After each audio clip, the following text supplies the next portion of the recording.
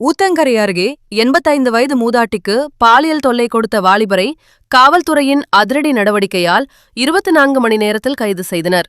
கிருஷ்ணகிரி மாவட்டம் ஊத்தங்கரை அருகே விவசாய நிலத்தில் தனியாக இருந்த 85 வயது மூதாட்டிக்கு பாலியல் தொல்லை கொடுக்க முயன்ற வாலிபரை தனிப்படை போலீசார் சம்பவம் நடந்த 24 மணி நேரத்திற்குள் அதிரடியாக கைது செய்துள்ளனர். ஊத்தங்கரை காவல் நிலைய எல்லைக்குட்பட்ட காட்டேரி கிராமத்தை சேர்ந்த 85 வயது மூதாட்டி ஒருவர் கடந்த ஜூன் 5ஆம் தேதி தனது விவசாய நிலத்தில் தனியாக வேலை செய்து கொண்டிருந்தார்.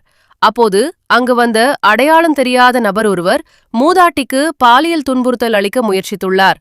இதுகுறித்து ஊத்தங்கரை காவல் நிலையத்தில் புகார் அளிக்கப்பட்டதை அடுத்து போலீசார் வழக்கு பதிவு செய்து தீவிர விசாரணை மேற்கொண்டு வந்தனர்.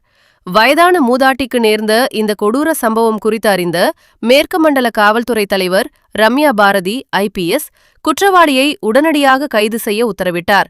இதனைத் தொடர்ந்து சேலம் சரக காவல்துறை TIG சந்தோஷ் ஹடிமணி IPS மற்றும் கிருஷ்ணகிரி மாவட்ட காவல் கண்காணிப்பாளர் தங்கதுரை IPS ஆகியோரின் மேற்பார்வையில் ATSP நமச்சிவாயன் தலைமையில் 5 தனிப்படைகள் அமைக்கப்பட்டு தீவிர தேடுதல் வேட்டை நடத்தப்பட்டது.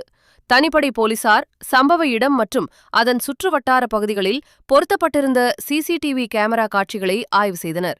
அதில் மூதாட்டிக்கு பாலியல் தொல்லை கொடுக்க முயன்றது கல்லாவி காமராஜ் நகரை சேர்ந்த ரவி என்பவரின் மகன் சஞ்சய், வயது 24 என்பது உறுதியானது.